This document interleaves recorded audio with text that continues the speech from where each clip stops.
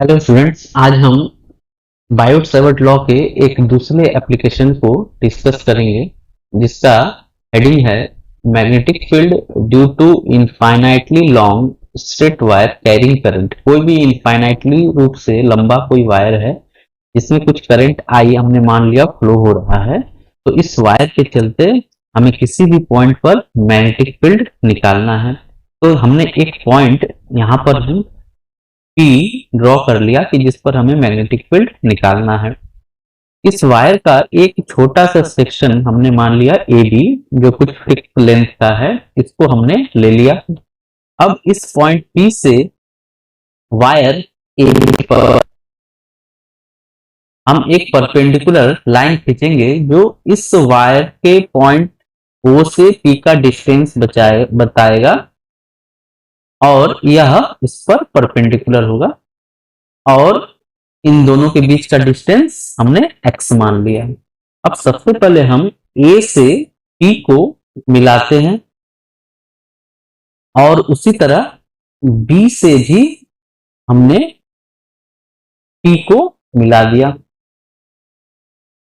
Angle APO और angle BPO, तो यहां देखते हैं हम इस एंगल को हमने इसे मान लिया θ1 और इस एंगल को हमने मान लिया θ2। एक छोटा सा करंट एलिमेंट इस वायर पर हम लेते हैं जिसको हमने एक छोटा सा एलिमेंट DL मान लिया है जो पॉइंट C पर है। हमने मान लिया यह पॉइंट C पर है और वायर के मिड पॉइंट से जो C का डिस्टेंस है इसे हमने L मान लिया। DL एलिमेंट का डायरेक्शन करंट के डायरेक्शन में होगा, जैसा कि आप देख पा रहे हैं, तो इसे हम आइडियल करंट एलिमेंट मान सकते हैं जिसका डायरेक्शन करंट के डायरेक्शन यानी B से A की ओर दिखाया गया है। अब इस पॉइंट C से हमने पॉइंट P को मिला दिया जिसके साथ एंगल OCP इसे हमने पाई मान लिया और OPC इस एंगल को हमने थीटा मान लिया। अब आते हैं इसके ज्योमेट्रिकल डिस्कशन पर। तो यहां पर सबसे पहले जो हमने DL एलिमेंट माना है इसके चलते पॉइंट P पर मैग्नेटिक फील्ड निकालेंगे। तो magnetic field at point P due to element DL is, तो यहां पर हमने जो मैग्नेटिक फील्ड है इसे मान लेते हैं यह dV है। तो dV का जो मैग्नीट्यूड है यह हो जाएगा mu naught by 4 pi into I DL sine. अब आप देख पा रहे हैं यह जो DL है और पॉइंट P है इसके बीच का जो एंगल है फाई, तो यहां पर हम लिखेंगे IDL साइन फाई बाई इस डिस्टेंस को हमने मान लिया R, तो यह हो जाएगा IDL sine theta by R square और इसे हमने इक्वेशन फर्स्ट मान लिया है। अब सबसे पहले देखते हैं इन ट्रायंगल COP, तो COP में यह जो एंगल बन रहा है हमारा यह राइट एंगल ट्रायंगल है। तो angle COP is equal to 90 degree. तो अब अगर हम निकालते हैं साइन फाई, तो साइन फाई का वैल्यू क्या हो जाएगा, देखिए यह जो डिस्टेंस है यह x है और यह जो डिस्टेंस है CP इसे हमने R माना है, तो यह हो जाएगा x बाई R। और अगर हम cos थीटा का वैल्यू निकालते हैं तो cos theta will equal to x by R, यानी यह cos थीटा के बराबर हो जाएगा। एंड अब हम निकालते हैं, तो यहां से जो हमारा जो आर का वैल्यू है हम लिख सकते हैं, यह एक्स बाई कॉस थीटा हो जाएगा, यानी R is equal to x sec theta हम लिख सकते हैं। एंड यहां पर सबसे पहले हम निकालते हैं tan थीटा। तो tan थीटा का वैल्यू अगर हम निकालेंगे तो tan theta equal to perpendicular by base, यहाँ परपेंडिकुलर इस लेंथ को हमने L माना है, एंड बाई बेस हमारा x हो जाएगा। तो L is equal to x tan theta हम लिख सकते हैं। तो अगर इस L को हम डिफ्रेंशिएट करें तो हमें क्या मिलेगा? तो यहां पर अगर हम L is equal to x tan theta को थीटा के रेस्पेक्ट में डिफ्रेंशिएट करें तो हमें क्या मिल जाएगा? dl by d theta is equal to x sec square theta. तो dl becomes x sec square theta d theta. अब जो हमारा पहले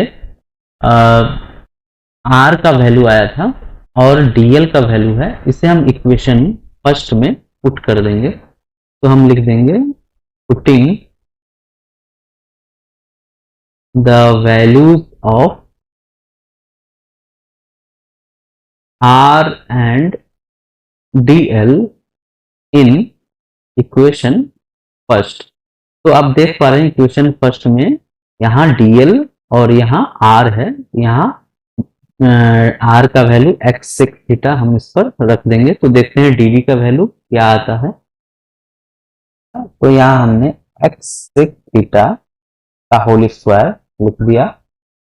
तो इसे अगर हम सॉल्व करते हैं तो हमें मिलेगा dv is equal to mu naught by 4 pi into I. अब यहाँ पर आप देख पा रहे हैं x हमने लिख दिया और यहाँ पर हमने लिख दिया sec square theta d theta and sine pi and divided by x square sec square theta. यहाँ पर x का एक पावर कैंसिल हो जाएगा और सेक स्क्वायर थीटा से सेक स्क्वायर थीटा कैंसिल हो जाएगा। तो finally dv is equal to mu naught by 4 pi into I sine pi d theta by x हमें वैल्यू मिल जाएगा। अब साइन पाई का वैल्यू आप देख सकते हैं, हमने निकाला था कॉस थीटा के ये बराबर होता है। तो यहाँ पर हमने mu naught by 4 pi into I cos theta d theta by x लिख सकते हैं। तो मैग्नेटिक फील्ड का जो वैल्यू है dv एलिमेंट के चलते हमें mu naught by 4 pi into I cos theta d theta by x मिल चुका है। सो अगर हम total magnetic field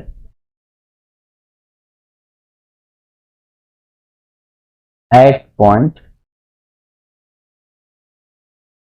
P due to whole wire, तो हमें इंटीग्रेशन करना होगा dv और इधर में भी इंटीग्रेशन हो जाएगा total mu naught by 4 pi into I cos theta d theta by x. तो यहां पर जो हमारा इंटीग्रेशन का लिमिट होगा वह अब डायग्राम से हम इसे समझते हैं।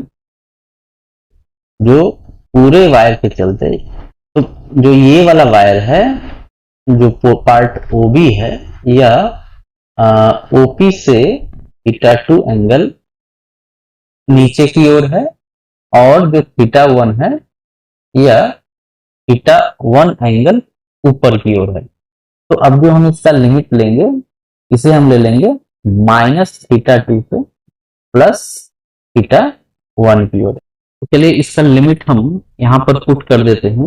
तो यहाँ पर जो हमारा लिमिट होगा ये हो जाएगा -θ2 से प्लस θ1 की ओर।